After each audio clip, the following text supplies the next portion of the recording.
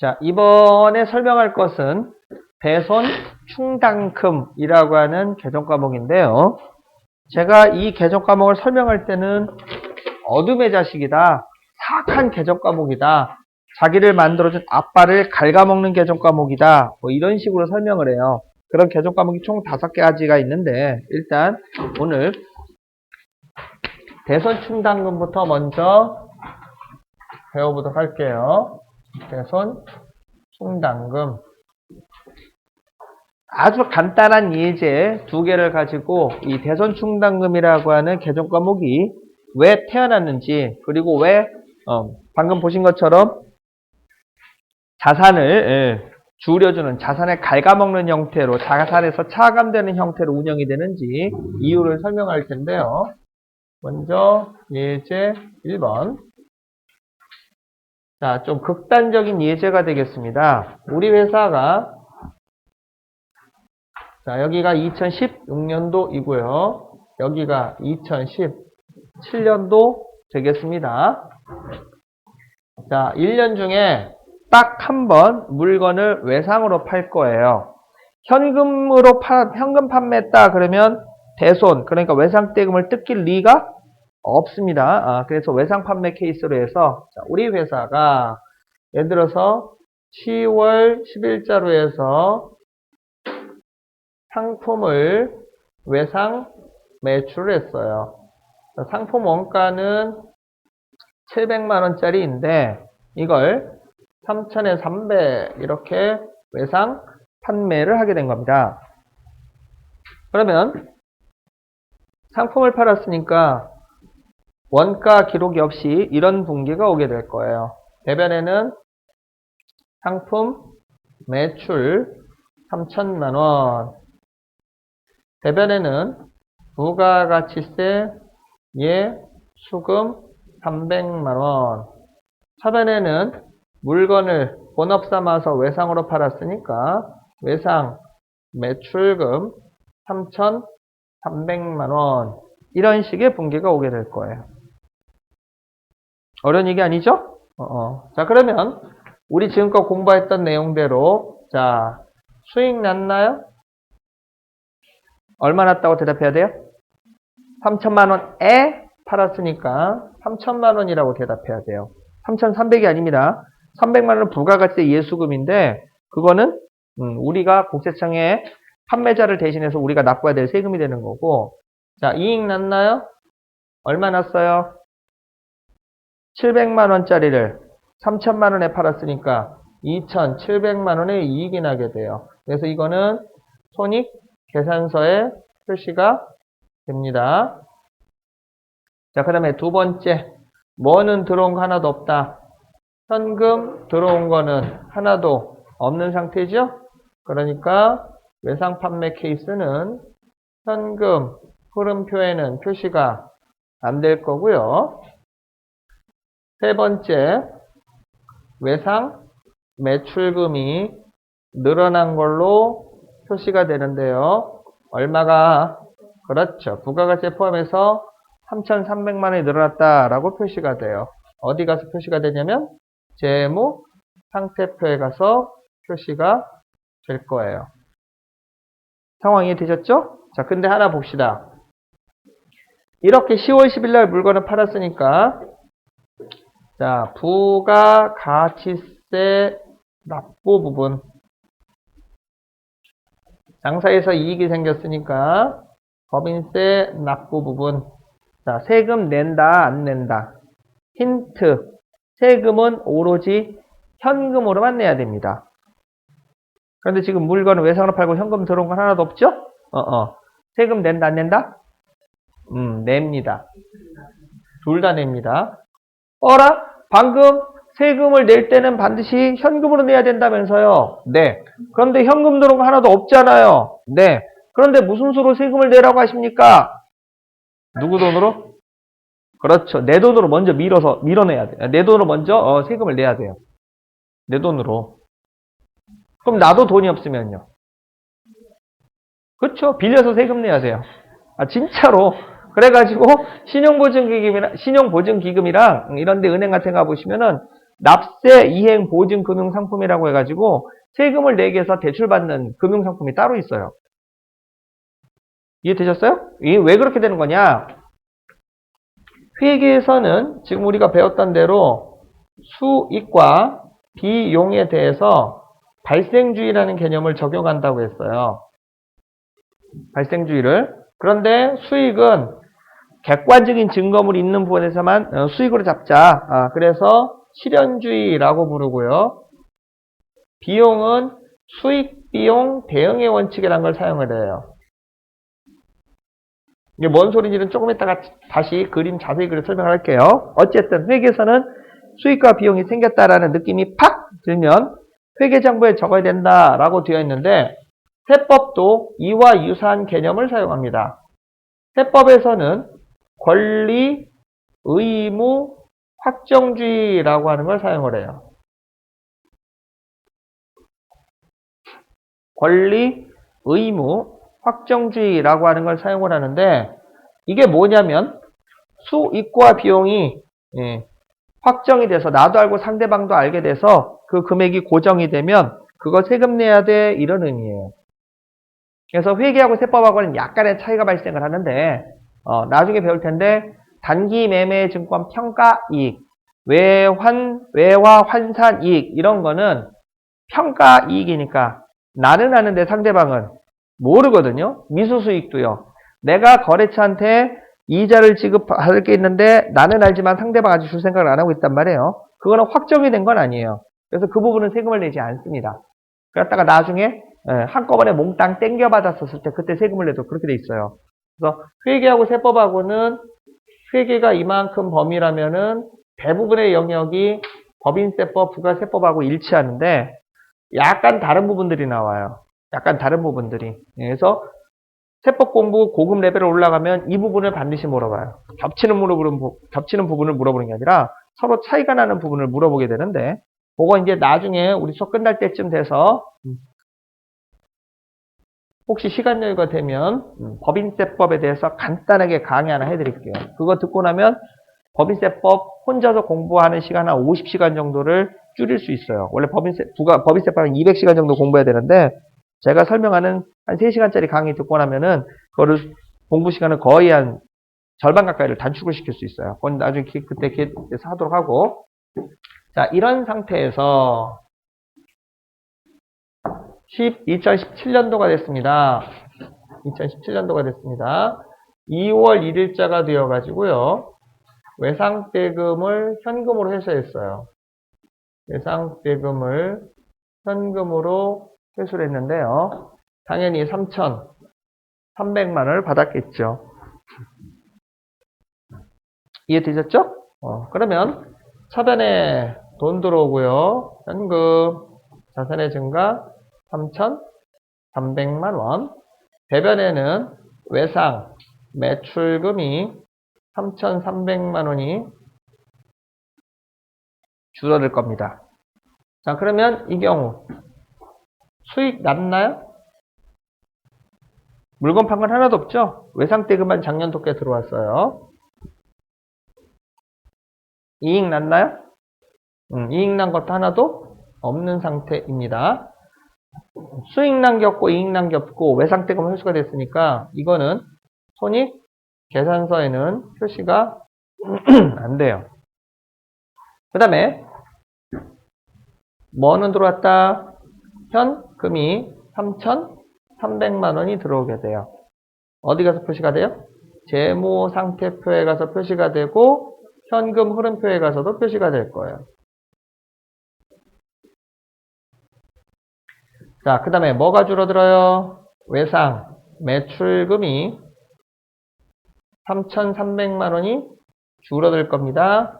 어디에 가서 표시가 되냐면 역시 재무상태표에 가서 표시가 돼요. 자, 문제는 네 번째인데 자, 부가세 세금 낸다 안 낸다? 이건 돈은 들어왔지만 안 내는 거예요. 법인세 세금 낸다 안 낸다? 이것도 안 내는 거예요. 왜? 앞전에 세금 미리 땡겨 냈으니까 그걸 이제 거래처부터 외상대금을 받아서 이걸 메꾸는 거예요. 이런 구조로 되어 있어요.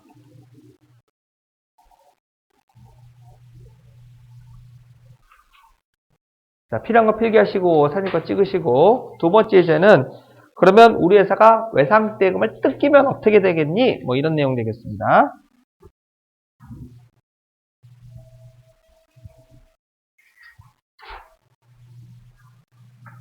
나와서 찍어도 돼요. 뒤에 안 보이시는 분은. 어쩌다 보니까 지금 칠판의 판상의 밑으로 좀 내려가 버렸는데.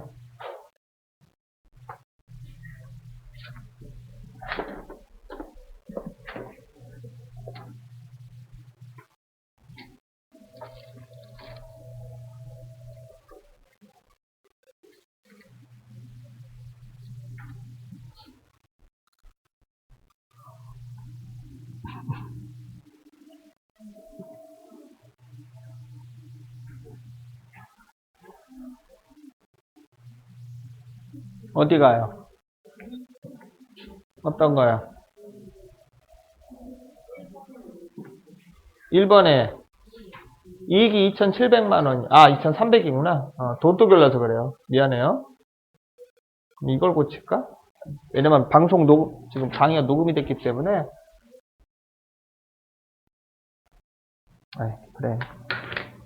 새로 녹음하면 되지 뭐. 몰라서 그런 거 아니에요. 여기 수업에 집중하고 있는지 확인하려고 한 거예요. 맞다니까. 새로 찍으세요.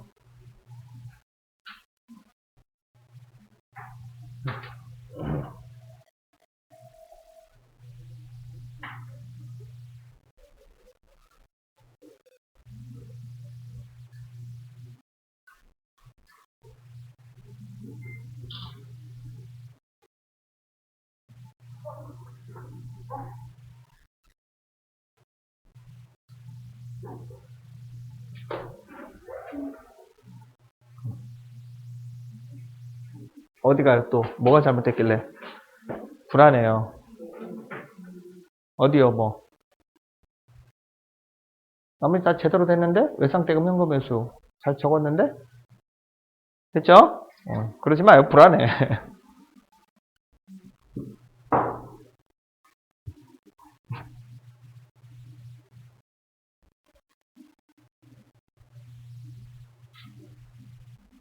천천히 할게요. 이 부분은 시중에 이 부분을 설명한 교과서가 거의 없고요. 다 외워라 그렇게 되어 있는 상황이기 때문에 여기에서 놓치면은 나중에 따로 개별적으로 공부할 때 굉장히 애를 먹게 돼요. 그래서 천천히 진행할 테니까 여기에서 정확하게 이해를 해 두셔야 돼요. 그러면 뒷부분이 굉장히 쉬워져요. 자, 됐어요? 그래서 보시는 것처럼 2016년도에 물건을 외상으로 팔고 2017년도에 외상대금을 현금으로 회수했습니다. 그러면 세금은 물건을 판매한 시점이지 외상대금을 회수한 시점이 아니라는 거예요. 자, 그런데 이번에는 외상대금을 뜯기는 경우를 설명을 좀 할게요. 외상대금을 뜯기려고 그래요. 자, 우리 회사가 바꾸자 이거잖아. 상관없지만 8월 10일에 자, 원가 700만원짜리 물건을 3천만원에 판매를 했습니다. 정확히 3천에 300 되겠죠? 그래서 차변에 외상 매출금 3,300, 대변에 상품 매출 3천만원, 부가세 수금 300만원 이렇게 놓았는데 간단하게 약식으로 손익계산서를 만들어 보면 매출은 3천만원이고요. 매출 원가는 700만원이에요. 그래서 매출 총이익은 2,300만원인 상태인데 혼자서 장사하다 보니까 판매비와 관리비는 하나도 없는 상황이라고 가정을 하겠습니다. 졸지에 영업이익이 2,300만원인 이런 상황 되겠네요.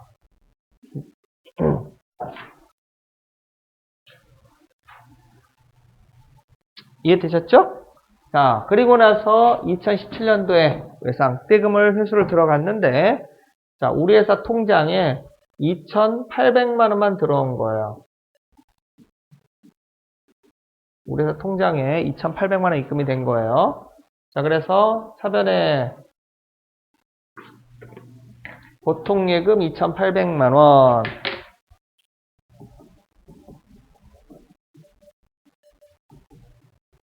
대변에 외상 매출금 2,800만 원. 뭐 이렇게 된 상황인데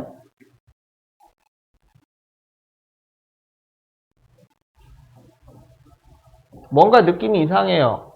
통장에 돈 들어왔다고 문자 메시지가 뜨긴 했는데 뭔가 좀 이상해. 그래서 부랴부랴 회사로 돌아와서 회계 프로그램을 가지고 이 거래처로부터 받아야 될 금액을 조회해본 결과 3천만 원이 외상대금으로 잡혀져 있었고 3,300만 원이 들어와야 되는데 2,800만 원밖에 안 들어온 거예요. 이게 왜 이거밖에 안 들어왔지? 그러고서는 거래처 사장님한테 전화를 해봤더니 핸드폰이 꺼져 있어서 지금 통화할 수가 없대요.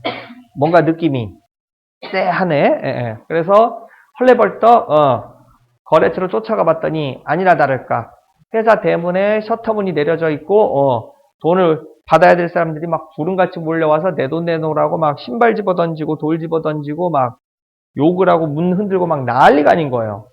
그러더니 갑자기 제 핸드폰이 띵동 하고 울리더니 문자가 하나 들어왔는데 김 사장님 지금쯤 우리 회사 정문 앞에 있을 거라고 생각이 됩니다. 사실은 간밤에 환율 급등으로 인해서 우리 회사가 부도위기에 처해가지고 급하게 야반 도주를 하고 있는 중입니다. 그런데 그동안에 김 사장님이 저한테 워낙 인간적으로 잘해주셔서 그냥 도망가기에는 뭐해서 김 사장님 거 돈만큼은 갚고 도망가려고 밤사이 돈을 탁탁 긁어 모아서 2,800만 원을 송금했습니다. 나머지 500만 원은 기회가 되는 대로 꼭 갚겠습니다. 정말 미안합니다. 이러고 문자가 날라온 거예요. 됐죠? 그러니까 나는 얼마를 뜯겼어요? 500만 원을 뜯겼어요. 자, 그러면 저는 얼마를 손해보게 된 걸까요? 500만 원 뜯겼다니까? 얼마 손해보게 된 거예요? 500만 원이라고 대답하신 분들은 수학하신 분들이에요. 이게 왜 손해야? 그렇죠. 700만 원짜리 물건을 3천만 원에 팔아서 내가 마진 2,300을 남길 수 있을 줄 알았는데 500만 원이 뜯기고 2,800만 원 회수가 됐으니까 여기에서 500만 원 빼면 1,700만 원으로 1,800만 원으로 내 거 이익폭이 줄어든 것 뿐이에요. 다른 예로 하나 더 설명할게요. 원가 700만 원짜리 물건을 제가 3,000에 300 거래처에다 외상으로 팔았습니다. 거래처가 외상대금 3,300을 다 띄어먹었어요. 얼마 손해본 거예요, 저는? 그렇죠. 700만 원 손해본 거예요. 700만 원 손해본 거예요. 3,000에 300은 들어올 뻔 하다가 취소당한 거고 내 거 700만 원짜리 그냥 뜯긴 거예요. 이해되셨죠? 자, 그래서 저는 졸지에 배손이 발생했는데요. 배손이 발생을 했는데요. 500만 원이 발생을 한 겁니다. 그러면 원래는 있는 그대로 회계 처리하면 이런 식의 분계가 만들어져요.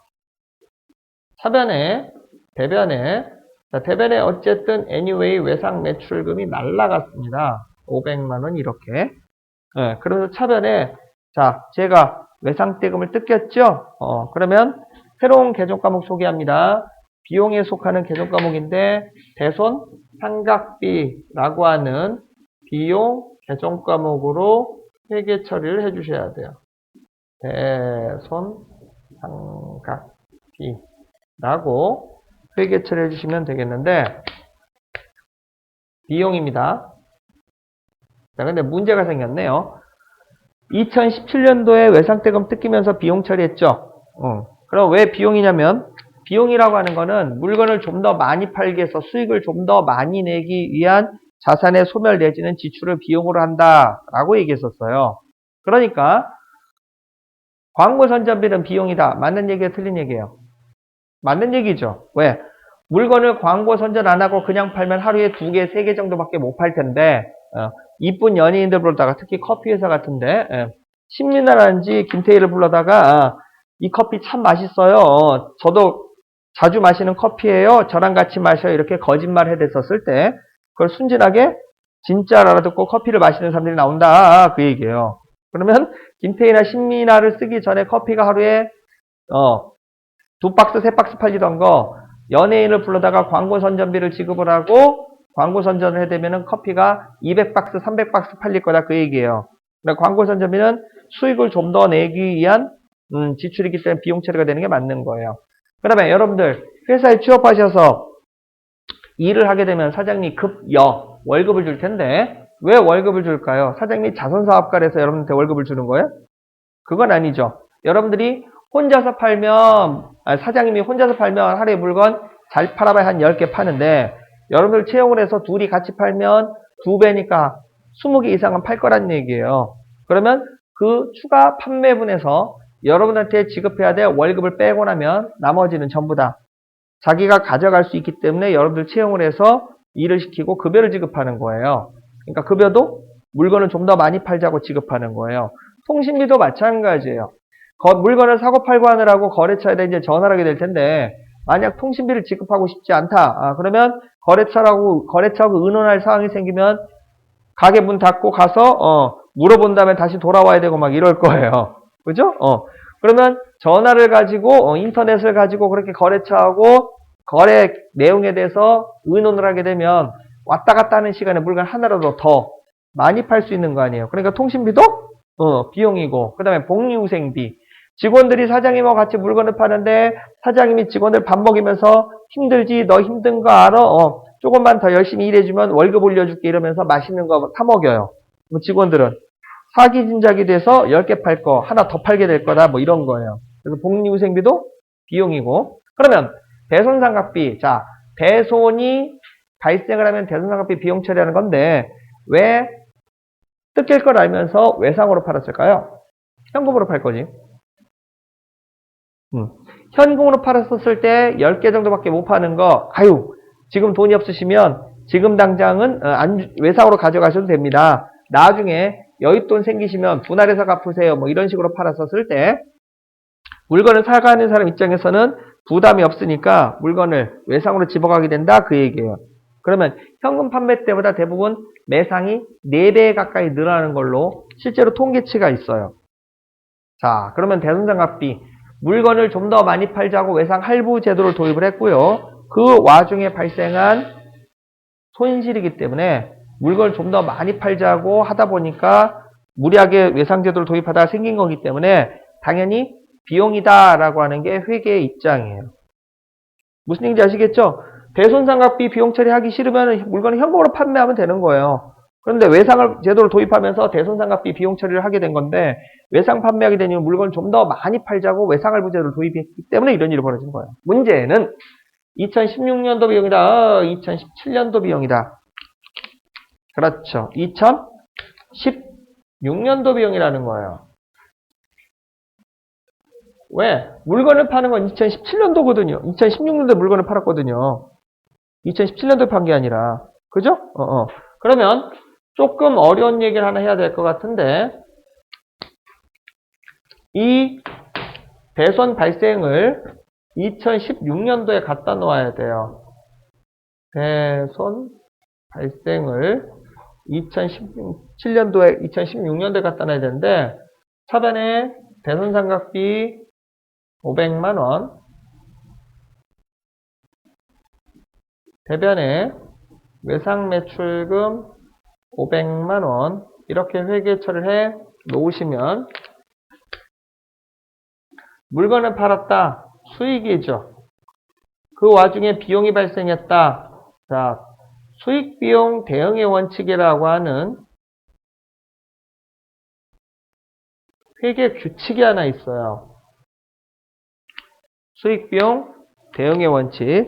잠깐 회계의 이론적 구조에 대해서 설명하려고 하는데 회계는 일단 밑바닥에 기업 실체 과정이라고 하는 걸 깔고 출발합니다. 기업 실체 과정. 이게 뭐냐면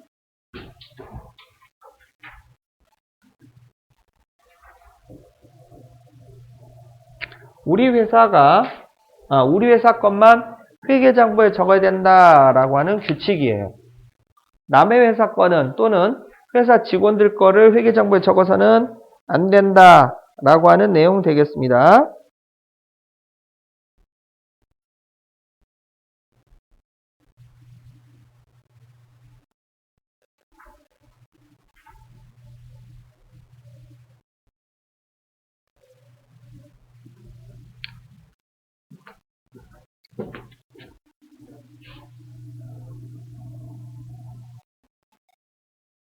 무슨 소린 거 아니? 자, 보시는 것처럼 우리 회사가 예를 들어 하나 가정을 하고 설명할게요. 여러분들 이제 회사에 다니면서 취업을 했어요. 그런데 회사 컴퓨터가 갑자기 고장난 거예요. 옛날 99닥다리고. 그래서 사장님한테 보고를 했더니 컴퓨터를 새로 사래요. 그런데 구형 컴퓨터를 놔두고 새 컴퓨터를 주문했더니 사장님이 하는 얘기가 직원이 8명인데 어차피 거의 비슷한 시기에 사서 또 연속으로 고장날 거니까 아예 새 거로 한 넉넉하게 여유분까지 10대를 사래요. 그래서 컴퓨터를 10대를 구입을 했습니다. 근데 문제는 그게 도착할 때까지 시간이 좀 걸린다는 거예요. 그래서 업무는 봐야 되겠고 컴퓨터는 없는 상황이고, 그래서 여러분들이 개인적으로 사용하던 집에 있던 노트북을 들고 와서 회사 업무를 받습니다. 그러면 회사 재무상태표에는 여러분들 그 컴퓨터가 표시가 된다, 안 된다? 안 된다라는 거예요. 왜? 그거는 회사 거가 아니라 여러분들 거거든요. 만약 회사에서 사용하는 여러분들의 물건은 회사 재무상태표에 표시라면 그건 기업 실체의 가정을 위배한 게 돼요. 이해되셨죠? 자, 그런 상황에서 컴퓨터가 드디어 도착을 했어요. 잘 세팅을 해서 8명 컴퓨터를 바꾸고 2대를 여유분으로 해서 탕비실에 넣어 놓았는데 갑자기 사장님이 헐레벌떡 뛰어 들어오더니 컴퓨터 2대 중에 한 대만 좀 빌려달래요.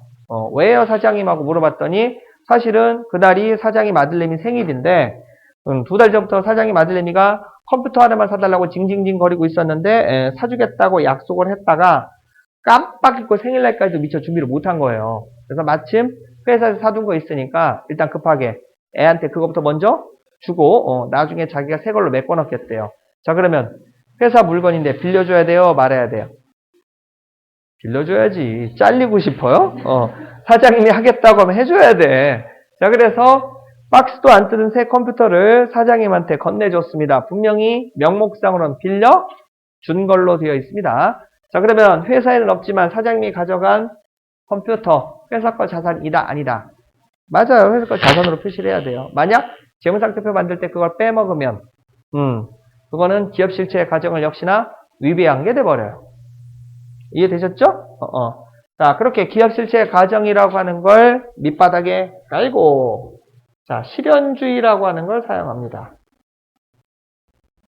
발생주의.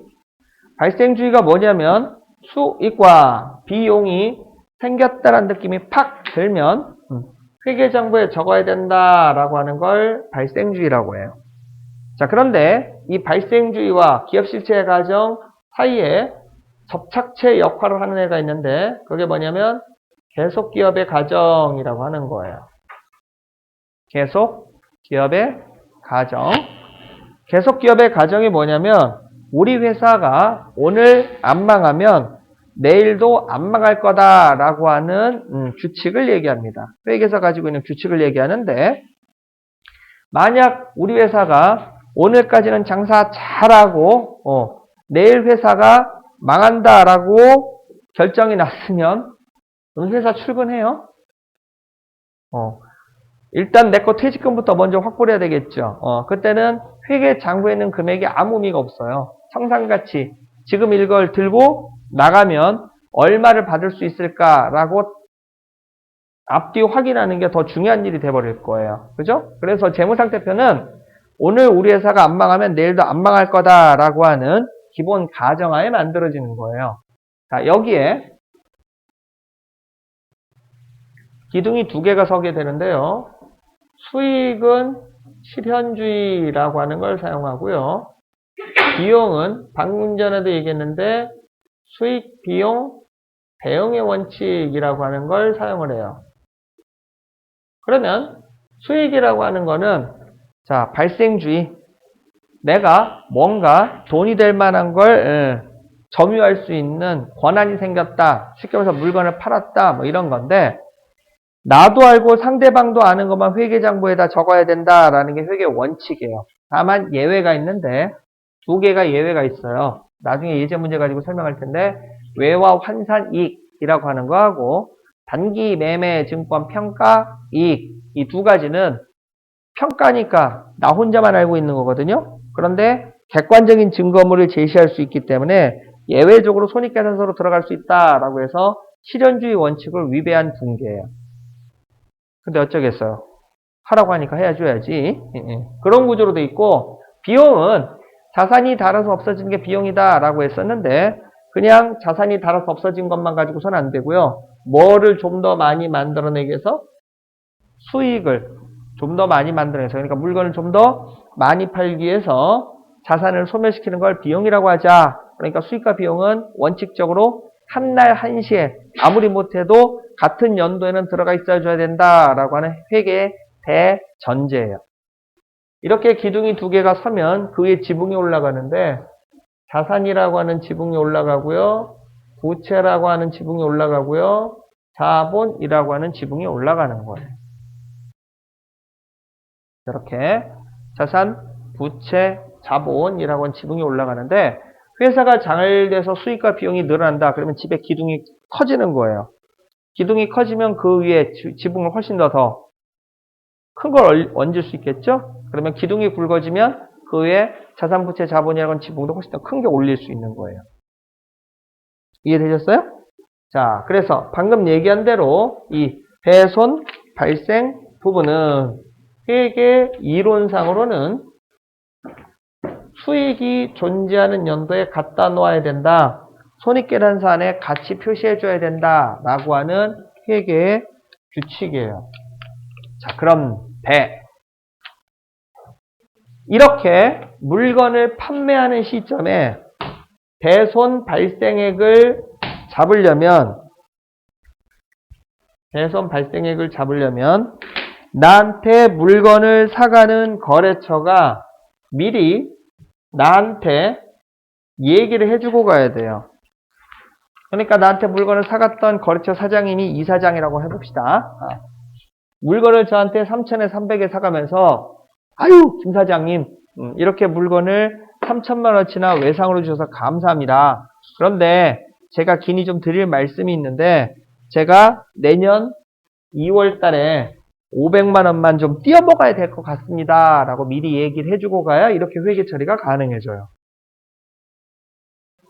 그러면 저는 또 거래처 이사장의 손을 붙잡고 부탁을 해야 돼요. 아유, 이사장님, 어쩌다 그런 일을 저지르실 예정입니까? 그런데 이사장님이 알지 모르겠는데 저는 회계세법을 전공한 사람입니다. 그래서 저는 이사장님 말만 믿고 차변의 대손상각비, 대변의 외상매출금 이렇게 회계 처리할 텐데 혹시 이사장님이 나하고 500만 원 띄어먹기로 철석같이 약속을 해놓고 300만 원만 띄어먹으면 제가 아주 골치 아픈 사태가 벌어집니다. 왜? 이 말만 믿고 손익계산서를 국세청에 신고를 하면 300만 원에서 매출원가 700만 원이고 매출 총이 2,300만 원인 상태에서 배손 500만 원 발생할 거니까 저는 1,800만 원 이득을 받습니다. 1,800만 원에 대해서만 세금을 내겠습니다. 라고 국세청에 신고가 들어갈 텐데 거래처 이사장이 약속을 어기고 300만 원만 띄어먹은 거예요. 그러면 국세청에 신고가 들어가야 원래 맞는 금액은 2,000만 원인데 저는 본의 아니게 이익을 축소해서 신고가 들어가게 되는 상황이 벌어진다. 그 얘기예요. 근데 문제는 뜯어고친다, 못 뜯어고친다. 얘기했잖아요. 수익과 비용은 수명이 몇 년? 1년이에요. 500만 원 뜯어먹겠다고 하길래 500만 원 비용 처리했는데 그 다음 년도에 300만 원 띄어먹으면 내가 뜯어고칠 방법이 없어요. 반대로 거래처 이사장이 300만 원 띄어먹겠습니다. 500만 원 띄어먹겠습니다. 그러길래 똑같이 매출 300만 원, 매출원가 700만 원에 매출 총익은 2,300만 원 해놓고 배손 발생 금액을 500만 원 미리 넣어서 1,800만 원 이득 받네라고 국세청에 신고 들어갔는데 거래처 이사장이 화끈하게 한 1,000만 원 띄어먹어 버린 거예요. 그럼 내 거 이익은 800만 원으로 줄어들게 되는데 1,800만 원 세금을 냈으니까 안 내도 돼야 될 세금을 내버린 셈이 된 거죠. 그렇다고 국세청을 찾아가서 저기요 제가 500만 원 뜯길 줄 알았는데 1,000만 원 뜯겼네요. 세금 되돌려 주세요. 그러면 원칙적으로 되돌려준다 안 되돌려준다? 안 되돌려줘요. 수익과 비용 다 끝났는데 뭘 되돌려달라고 그래. 뭐 이런 거예요. 자, 그래서 현실적으로는 이론적으로는 수익과 비용의 대응에 맞춰라. 이렇게 돼 있는데 현실적으로는 외상을 준 시점에 이게 외상 대금이 뜯길지 안 뜯길지도 모르겠고 설사 뜯긴다고 하더라도 내일 뜯길지 내년에 뜯길지 10년 후에 뜯길지 모른다는 문제점이 생겨요.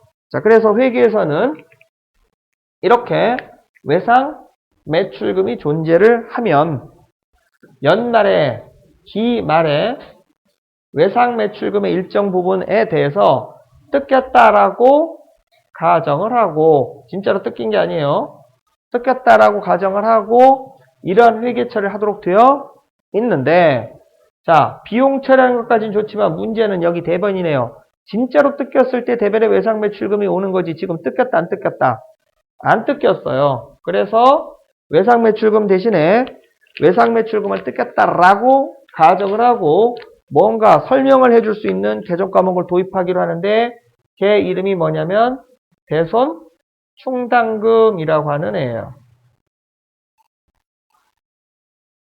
대손 충당금이라고 하는 애예요. 자, 이랬다가 다음 연도가 됐습니다. 다다음 연도가 됐습니다.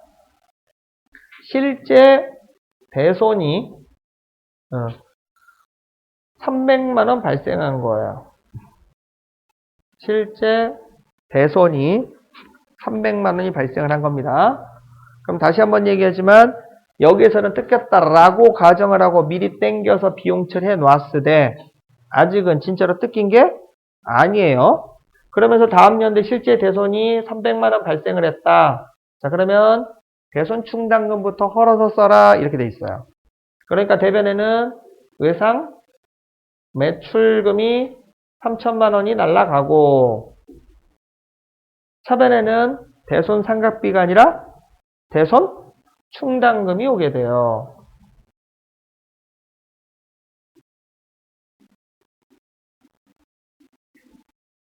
이렇게 대변에는 외상 매출금 300만 원, 차변에는 대손 충당금 300만 원 이렇게 되는데 국세청 입장에서는 이 부분에 대해서는 세금을 안 깎아줘요. 왜? 앞전에 미리 땡겨서 깎아줬거든요. 뜯겼다라고 가정을 하고 집어넣을 수 있도록 허락해 줬는데 진짜로 뜯겼었을 때는 세금을 안 깎아줘요. 미리 땡겨서 처리했으니까 이 이유가 있어요. 왜 그런지 조금 이따 설명할게요. 지금 당장 이게 뭔 소리야 이럴 텐데.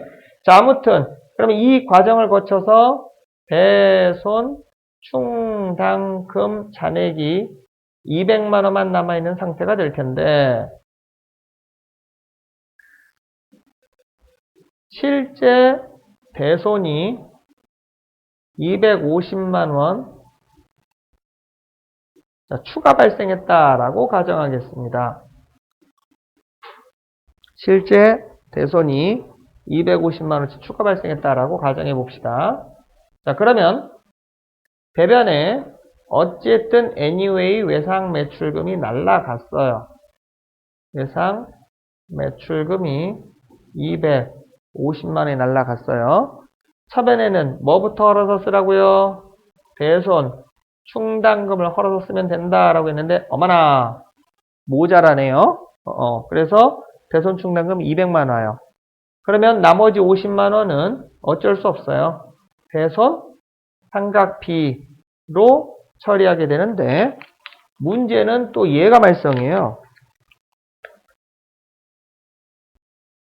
개정 과목에서 보시는 것처럼 비용 맞습니다. 자, 그런데 몇 년도 비용이다? 2017년도 비용이에요.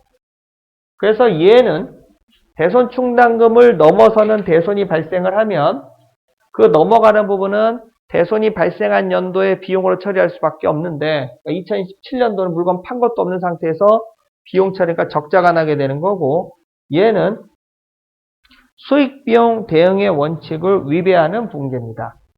회계에서 허락은 하긴 하는데 수익비용 대응의 원칙에 위배가 되는 붕괴예요. 이런 게 어디 있습니까? 실컷 지켜야 된다고 해놓고서는 지킬 수 있으면 지키는 거지 제가 반드시 지켜야 된다고는 얘기 안 했잖아요. 그쵸? 꼭 지켜야 되는 거 아니에요. 지킬 수 있는 데까지 지켜보고 안 되면 어쩔 수 없는 거야. 그래도요, 이해가 안 되는데요. 알았어요.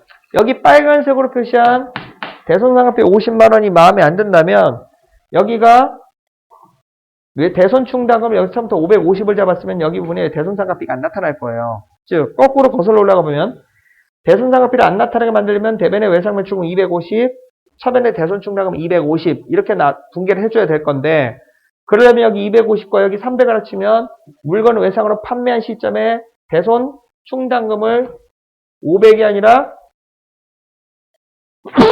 550으로 잡아놓으면 여기 빨간색으로 된 부분 대손상가비가 안 나타날 거란 말이에요.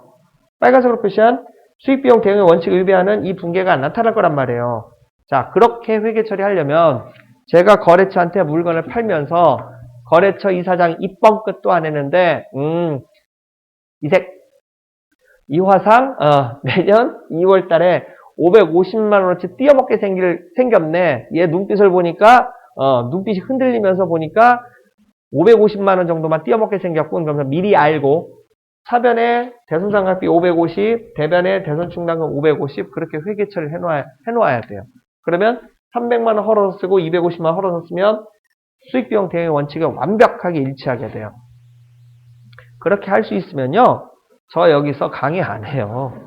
사무실 운영도 안 해. 뭐 차려요? 점집 차릴 거예요. 아이템도 무슨 뭐 사업은, 애정은, 결혼은 이런 거 복잡하게 안 해요. 딱 하나예요. 뭐 정확하게 예측해 드립니다. 대손 정확하게 예측해 드립니다. 그 아이템 하나면 돼요.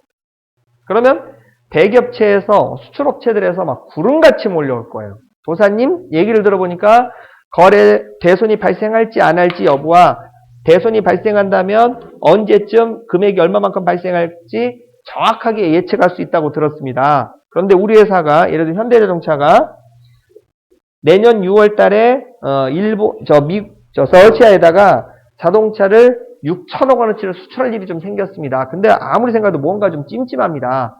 혹시 대손이 발생할까요? 만약 대손이 발생한다면 시기는 언제쯤이고 금액은 얼마일까요? 라고 저한테 물어볼 거예요. 그러면서 거래처 사장님의 사주팔자와 계약서 사본과 그 거래처 사장의 사진을 들고 올 텐데 제가 딱 보는 순간 느낌이 오는 거예요.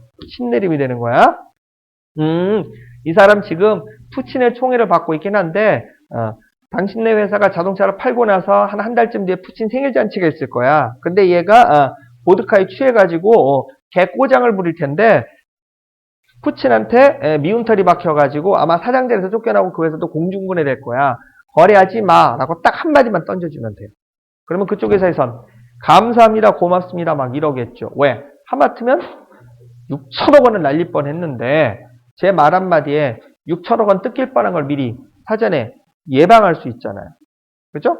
그러면 아시는지 모르겠는데 이 바닥에서 컨설팅을 해주고 세금이 줄어들면 줄어든 세금의 30%를 수수료를 주는 게 관리예요. 그러면 이 6천억 원에 30%면 얼마? 2천억이에요. 2천억이면 로또 복권 200개 당첨된 거하고 먹는 액수란 말이에요. 근데 여러분들 로또 복권 평생 당첨될까 말까 한데 저는 미래를 내다볼 수 있으면 그걸 한 방에 200년치를 미리 땡겨서 돈을 받을 수 있다 그 얘기예요. 그렇게 좋은 사업 아이템을 알고 있는데 제가 여기서 왜 강의하겠어요? 몰라요. 앞으로 미래 벌어질 일 내가 무슨 수로 알아. 그건 신의 영역이지. 그죠?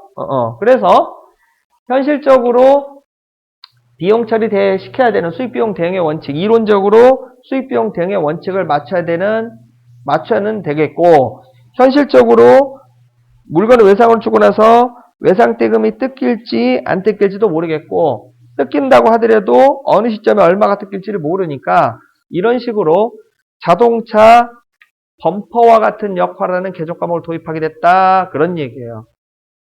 자동차 범퍼와 역할을 하는 게 이 대손충당금이에요. 무슨 얘기인지 모르겠어요? 알았어요. 그림 그려 설명드릴게요. 이것도.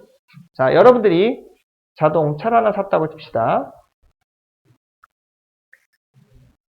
얼마예요? 라고 자동차를 3,300을 주고 자동차를 샀어요.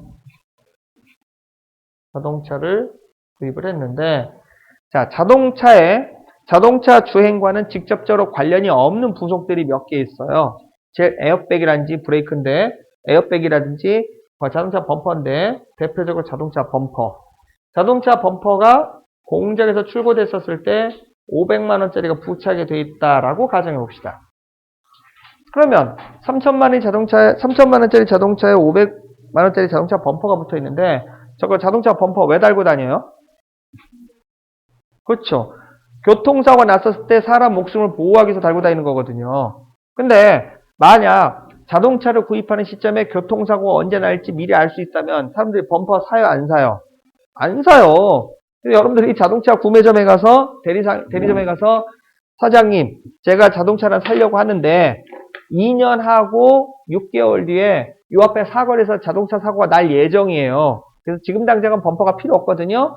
자동차 가격에서 뭐는 빼고 범퍼 값은 빼고 그냥 차 주세요 이럴 거란 말이에요. 그럼 자동차 2,500만 원에 500만 원에 싸게 사서 몰고 다니다가 교통사고 나는 날 당일날 아침에 아 맞다 오늘 사고 날 예정이지 그러고서는 자동차 판매상을 찾아가서 사장님 저 기억하시는지 모르겠는데 2년하고 6개월 전에 제가 자동차 사갔거든요. 그런데 조금 이따 교통사고 날 예정입니다. 범퍼 달아주세요. 그리고 500만 원 추가로 더 지급하고 자동차 범퍼를 달면 돼요. 그래서 예정대로 교통사고 나면 되는 거고. 근데 현실적으로 말이 돼야 안 돼요?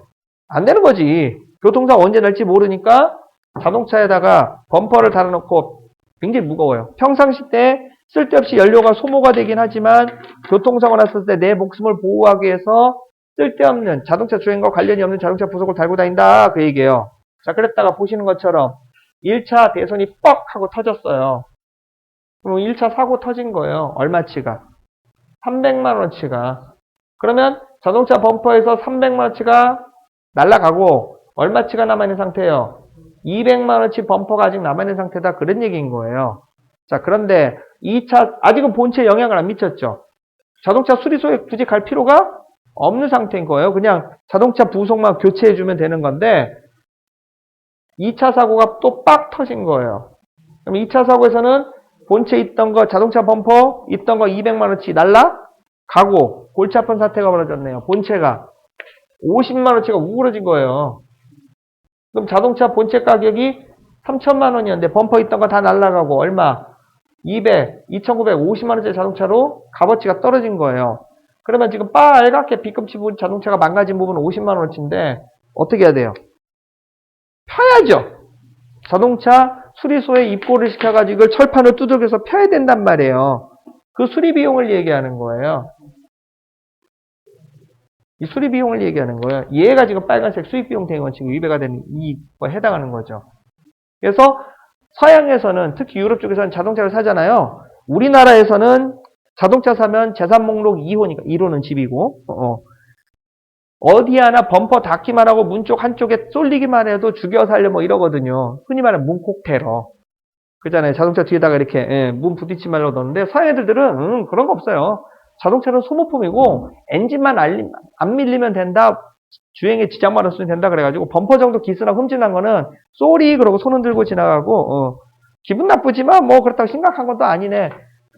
혹시 그런 일 생기면 너도 다른 사람들 용서해주고 그냥 지나가 뭐 이런 식으로 그냥 쿨하게 손 한 번씩 흔들고 그냥 지나가요. 근데 우리나라는 죽여 살려 보험 처리 한 해 만에 뭐 이런 소리 나오잖아요. 사진 찍고 뭐 이런 난리를 치는데 아무튼 그래서 대손 충당금이라고 하는 거는 현실 세계에서 자동차 범퍼처럼 사고가 날 걸 미연에 대비하기 위해서 완충작용 역할을 해주는 개정 과목이에요.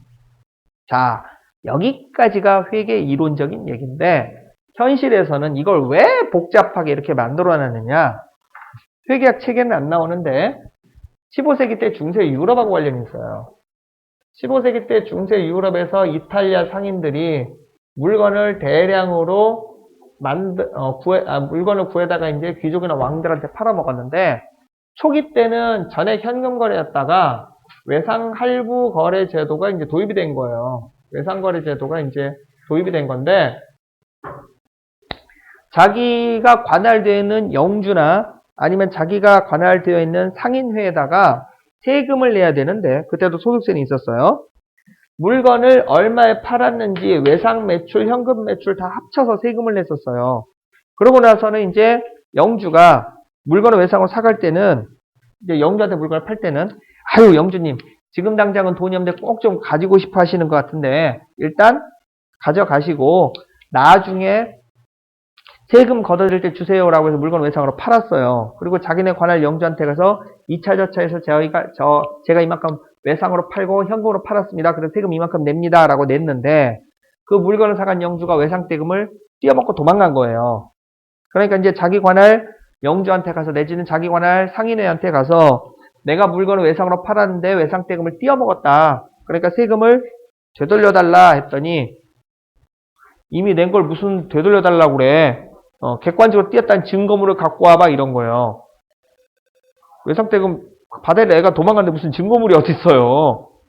그죠? 무슨 서류로 내가 미안하네 내가 외상대금 띄어먹고 도망가네 그러면서 물건 외상으로 사갔던 사람이 무슨 증명서 떼어줄 리도 만무하고 그러니까 원래 내야 될 세금보다 더 과다하게 세금을 내는 사태가 벌어진 거예요. 그랬더니 이탈리아 상인들이 이제 고민을 한 거예요. 이거 좀 어떻게 세금 적게 낼 방법이 없을까? 그래서 그 당시 때 이탈리아에서 굉장히 유명한 수학자가 있었는데 경제학 책에도 나와요. 파레토라고 하는 아저씨가 하나 있어요. 들어보셨어요? 파레토라고? 이 정도는 들어봤다고 해야 나중에 혹시 대기업체로 이직을 할 때, 이 사람 꽤나 공부했구나. 최소한 경제학 경영전공 전공했구나라고 조화를 해요. 그래서 파레토라는 사람이 만든 법칙이 뭐냐면은 2대8의 법칙이라고 하는 건데 개미를 찬찬히 봤더니 개미가 1000마리가 열심히 먹이도 모아오고 굴도 보수하고 이러고 있는데 굉장히 부지런해 보이지만 사실은 20%만 열심히 일하고 있고 80%는 괜히 쓸데없이 왔다 갔다 하고 있는 개미인 거예요. 뭐 희한하네 그러면서 열심히 일하고 있는 개미 20%를 띄어다가 새로 집을 만들어줬더니 그럼 100% 풀가동이 되는 개미 집단이 나오는 게 아니라 거기서 또 20%만 일하고 나머지 80%가 또 놀고 앉았다라는 거예요. 희한하네. 그러면서 사람이 일하는 걸 지켜봤더니 똑같더래. 사람도 회사에 가보시면 알지만 일 안 하고 괜히 바쁜 척 낑글낑글 놀고 있는 사람 의외로 많아요. 백화점에서도 마찬가지예요. 백화점에 보면은 막 사람들 물건 사고 만져보고 막 왔다 갔다 하고 있잖아요. 그 중에서 진짜 물건을 사는 사람은 20%밖에 안 돼요. 그러면서 그 물건 구입하는 20%가 백화점 전체 매출의 80%를 해줘요.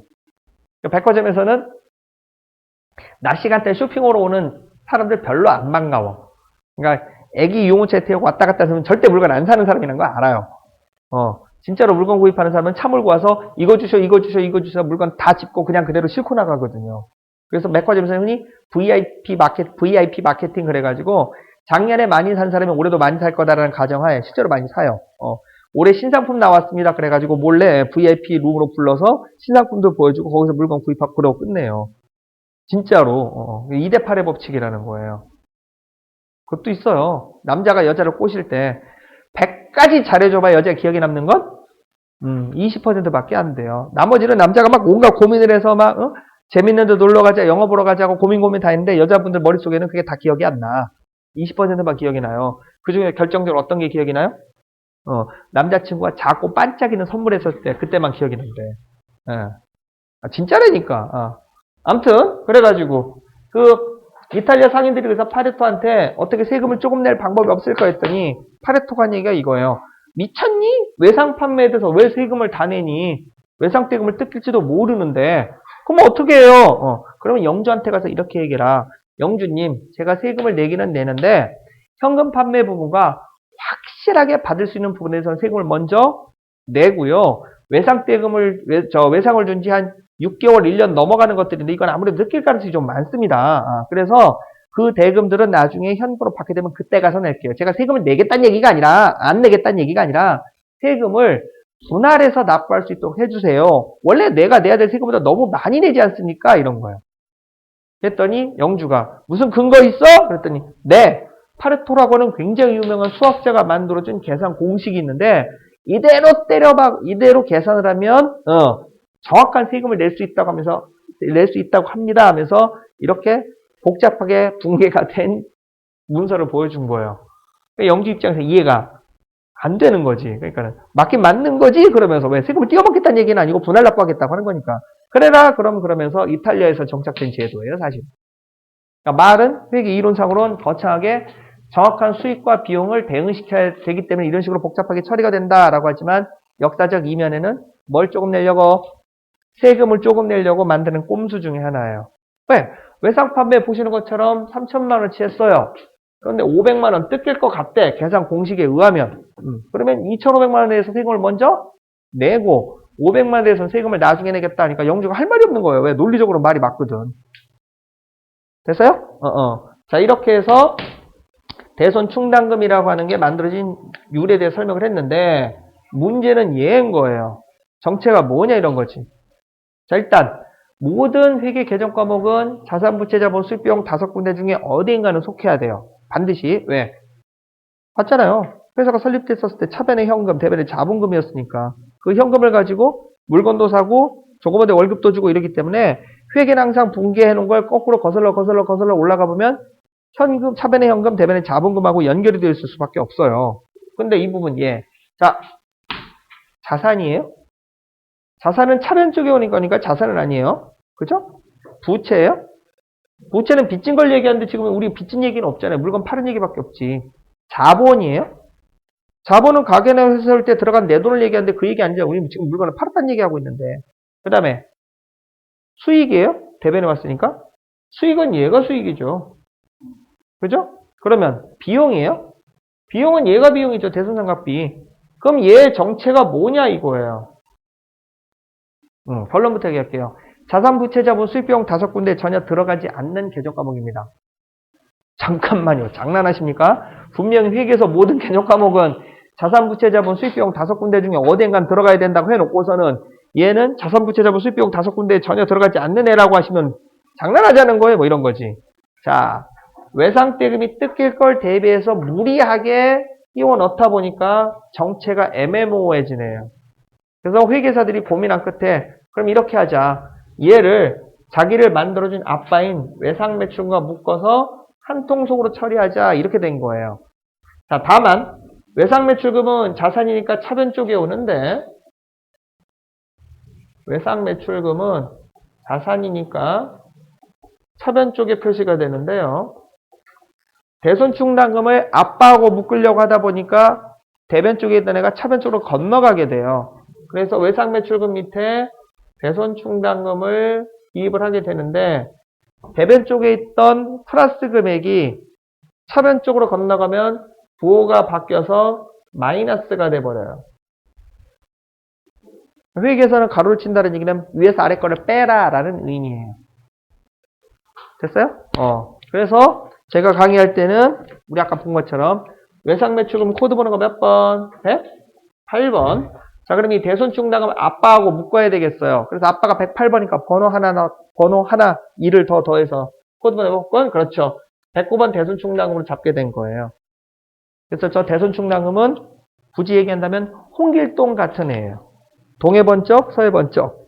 차변에 왔다가 대변에 왔다 갔다 하는 형식으로 표시가 되는데 아시죠? 고전소설이요. 홍길동전. 아빠가 누구? 홍대감. 정이품 판서로 돼 있어요. 근데 문제는 얘네 엄마가 정실부인이 아니라 춘심이라고 하는 여자 노비예요. 그래서 얘가 응애 하고 태어나서 보니까 이씨 아빠는 양반인데 엄마가 천해서 아무리 공부해봐야 정계 진출이 안 돼. 예. 그래가지고 빡쳐가지고 얘가 활빈당이란 걸 해서 도둑 노릇을 하는 걸로 나와 있죠. 그래가지고 배경이 선조 때인데 홍길동이를 잡으려고 군대를 동원하는데 안 잡혀요. 그러니까는 임금이 불러요. 홍대감을. 야, 네 새끼라며. 네가 좀 어떻게 좀 해봐. 네 새끼를 내가 왜 뒤치다거려야 되니? 이런 거예요. 그래가지고 홍대감이 불러서 너 그러지 마. 너 때문에 먹고 살기 힘들어지잖아. 어떻게 좀 아빠 좀 도와줘. 봐봐봐. 너 때문에 내 아빠 명성이 멱치를 당하고 있잖아. 뭐 이런 거예요. 그래서 알았어요. 떠나면 될 거 아니야. 그래가지고 뭐 조선을 떠나서 율도국을 만들었다. 뭐 이런 식으로 나오는데 홍길동이 같은 애예요. 자기를 만들어줘. 아빠를 갉아먹고 있는 사악한 개정 과목이에요. 그래서 외상매출금 3,300만 입력을 하면 당좌자산이 3,300만이 늘어나는데 대손충당금을 넣으면 늘어나는 게 아니라 오히려 거꾸로 금액이 줄어드는 현상이 발생하게 된 거예요. 됐죠? 자, 여기까지 설명하고 다음 시간에 자, 나머지 개정 과목들 입력해 보도록 하겠습니다.